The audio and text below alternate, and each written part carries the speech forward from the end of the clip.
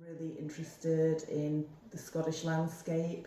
I love the vastness of the sky. I'm really interested in the water and the changing colours.